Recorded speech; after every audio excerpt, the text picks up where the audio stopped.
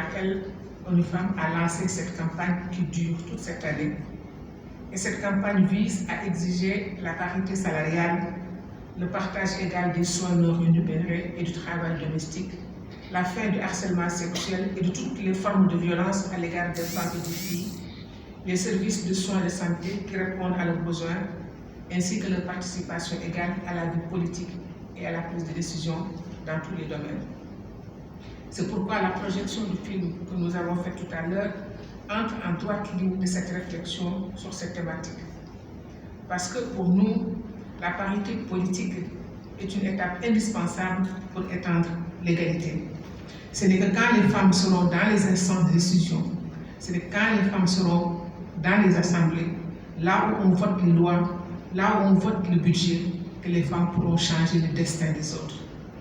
C'était ça le sens de notre engagement pour la loi sur la parité dans les instances électives et semi-électives. Pour nous, la parité ne s'applique que dans les fonctions politiques, mais c'est pour qu'après ces fonctions politiques puissent servir là où il y a les besoins des femmes. Puisque c'est les femmes qui votent les lois, elles doivent être votées et revenir sur les lois qui sont discriminatoires. C'est ça la majorité ne sont pas dupes, savent que la transformation sociale se fait sur le temps. Il fallait d'abord que les femmes soient présentes et nous espérons qu'avec les générations à venir, nous atteindrons notre objectif. Donc quand une femme dit génération égalité, il ne s'agit pas de nous, parce que cette génération égalité est à construire et elle viendra.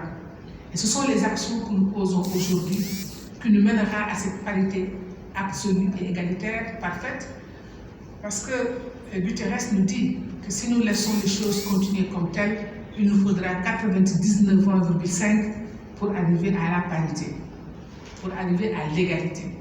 Donc c'est pour dire que le chemin qui reste à faire est un chemin extrêmement long. Beijing a été quelque chose d'extraordinaire. Et c'est pourquoi je pense que la présence de Mme Mbengue a plusieurs sens ici. Vous le verrez tout à l'heure. C'est elle qui a construit l'Afrique à Beijing. Beijing, c'est là où on l'a préparé à Dakar en 1994. L'essentiel du contenu de Beijing a été fait par les Africains. Mais Beijing, 25 ans après, il va falloir qu'on se projette sur le futur. On ne peut pas continuer, à mon avis, à avoir comme situation de référence Beijing. Parce que Beijing, pour moi, c'est le passé. Même si, effectivement, les questions posées par Beijing sont tout à fait actuelles, parce que les problèmes qui ont été posés ne sont toujours pas révolus. Seulement, il nous faudra avoir d'autres modalités, d'autres réflexions pour pouvoir dépasser ce qui a été fait. Des choses ont été faites. Nous avons davantage de femmes dans les gouvernements. Nous avons davantage de femmes dans les assemblées nationales. Nous avons même des femmes premières ministres aujourd'hui davantage, y compris à la tête de nos États africains, même si nous en comptons 3. Mais la question de fond, c'est que ce qui s'est passé, il y a eu des avancées individuelles, mais pas d'avancées collectives. Les femmes, à la base, sont encore restées en rade. Donc c'est sur ça que nous devons travailler, et pour cela, nous devons trouver de nouvelles stratégies. Et je me félicite de la présence d'une artiste, enfin, ici, je peux la mettre dans un club, c'est Halima Gadji, qui joue dans le téléfilm Maîtresse de l'homme marié, qui a connu des vagues au Sénégal.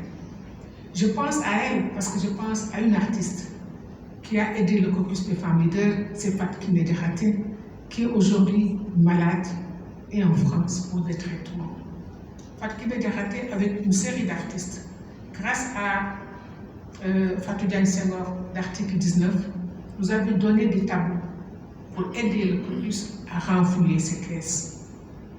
Mais 3 ans auparavant, j'ai rencontré Fatou Kiné Diakhaté, j'ai rencontré Anta Germaine Gueye, que je connaissais bien, j'ai rencontré Marc Fagey, qui est une styliste aussi, et j'ai compris lors d'un atelier à l'IFAN, au musée de Théodore Monod, après les discours de ces femmes, j'ai dit les prochaines révolutions viendront des artistes, pas des associations féminines.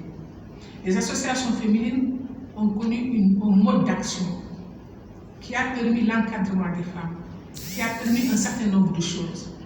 Mais pour la révolution, ce sont de nouvelles modalités qu'il faut le faire. Et j'ai vu en ces artistes des personnes qui ont d'abord réglé leur compte avec la société. Elles ont été fortes pour avoir accepté, faire face à leurs parents, quand je parle à ma famille, pour aller fréquenter l'école des arts. C'est comme Anne-Germaine Gueye, son père était ministre, etc., qui viennent de familles bourgeoises, dire que je vais aller faire des études d'art et à la société, et qui aujourd'hui vont émerger dans cette réforme, ils sont devenus des modèles. Alors, c'est pourquoi je dis, il nous faudra aussi compter avec les artistes pour lequel, d'ailleurs, notre président de la République lui-même est